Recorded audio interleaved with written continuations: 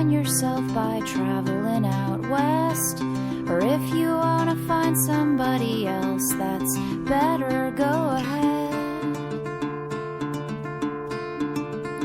Go ahead.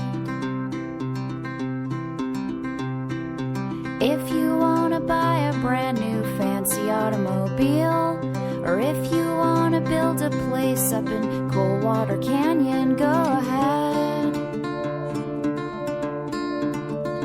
Go ahead. Go ahead. I wish you would.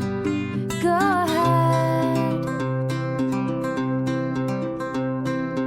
If you wanna hold your own hand going up that cliff, or if you wanna just hold back 'cause you ain't up to it, go ahead. Go ahead. Go ahead. Be my guest. Go ahead. Bé, m'imagino que us estareu preguntant què són aquestes imatges. Nosaltres hem cregut que la millor manera per començar a explicar-vos en què consisteix el nostre projecte és que veieu una petita mostra, un trosset del que és aquest projecte. Ull, Canvi i Acció és un projecte educatiu que consisteix en tot un treball d'aprofundiment sobre el país d'origen d'alguns dels alumnes nouvinguts del nostre centre. I com fem aquest treball d'aprofundiment? Doncs viatjant al país d'origen d'aquests alumnes.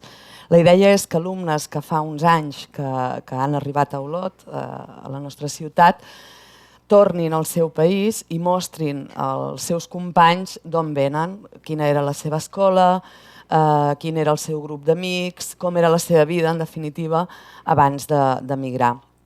Hi ha la part més emotiva, que és el retrobament d'aquests alumnes amb les seves famílies. En alguns casos hi havia alumnes, per exemple, de Pardip, a l'Índia, que des que tenia 6 anys no hi havia tornat mai. Des que havia marxat no hi havia tornat i amb 15 anys es va retrobar de nou amb la seva família. Això que heu vist ara aquí eren els retrobaments d'aquests alumnes amb les seves famílies. Tot el que es viu en aquest viatge s'enregistra amb imatges que una vegada es torna aquí, s'edita en un documental que serveix per mostrar l'experiència. Fins ara s'han fet 7 edicions, les 3 primeres van ser al Marroc, després se'n va fer una a Cuba, una altra al Panjab, una altra a Gàmbia i la darrera a la Xina. Els objectius d'aquest projecte en serien molts dels quals ja han sortit aquí. A nosaltres ens agrada agrupar-los en 3 blocs. En primer lloc, que aprenguin, que adquireixin coneixements sobre la producció d'imatges i coneixements audiovisuals. Un segon bloc que seria la idea d'adquirir sensibilització sobre el fet migratori i posar-se a la pell dels companys que han hagut de deixar-ho tot enrere per començar una nova vida en un nou país. I per últim, fomentar la tolerància, el respecte, la creativitat, el treball en equip, la curiositat, tot eines que considerem que són fonamentals per viure en societat avui en dia. Jo us explicaré una mica com fem tot això, perquè suposo que us esteu plantejant com ho financem, com ens organitzem. Començaré primer per la qüestió d'organització. Aquest projecte dura 2 cursos escolars. Es comença l'últim trimestre de tercer d'ESO i és obert a tots els estudiants de tercer d'ESO.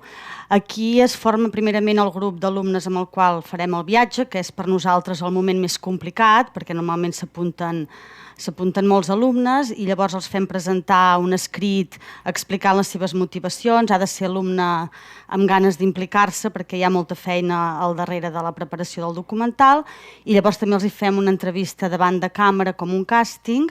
Normalment marxem un grup de 13 a 14 alumnes per qüestions logístiques perquè anem a dormir a casa els avis dels alumnes que ens fan de guia i en aquests alumnes n'escollim la meitat i l'altra meitat ho deixem a l'atzar.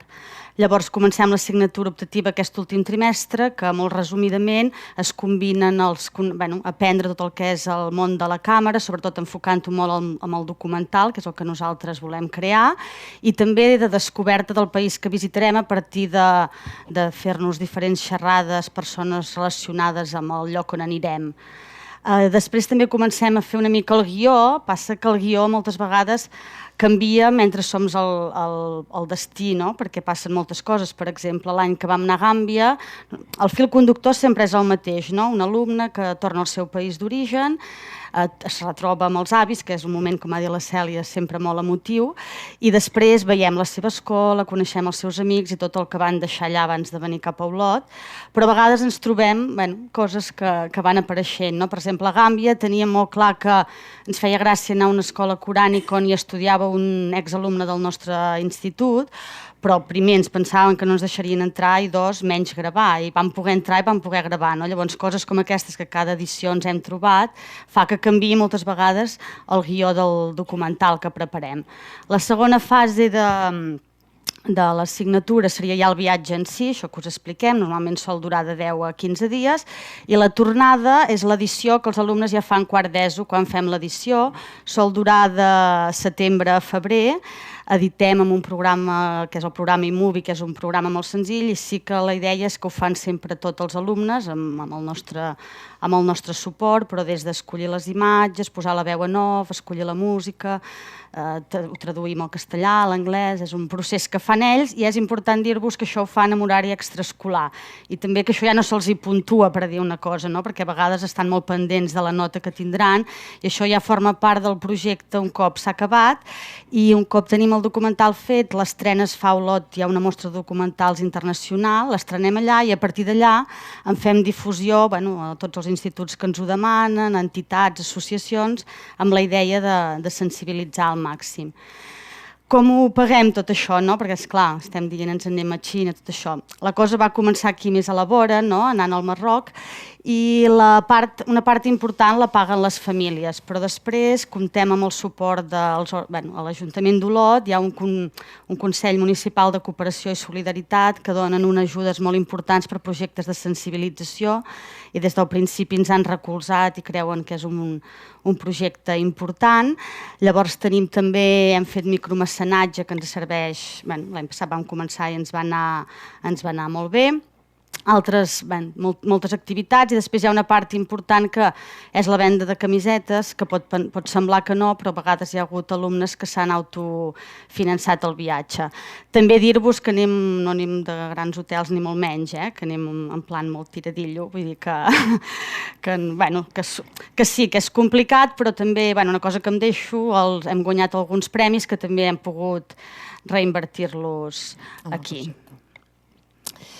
A veure, i ara una mica el tema que toquen aquí parlar sobre la innovació. Nosaltres creiem que els aspectes més innovadors d'aquest projecte seria l'ús del documental com una eina didàctica. Creiem que és un llenguatge molt proper per als alumnes i molt motivador per treballar les diferents competències bàsiques.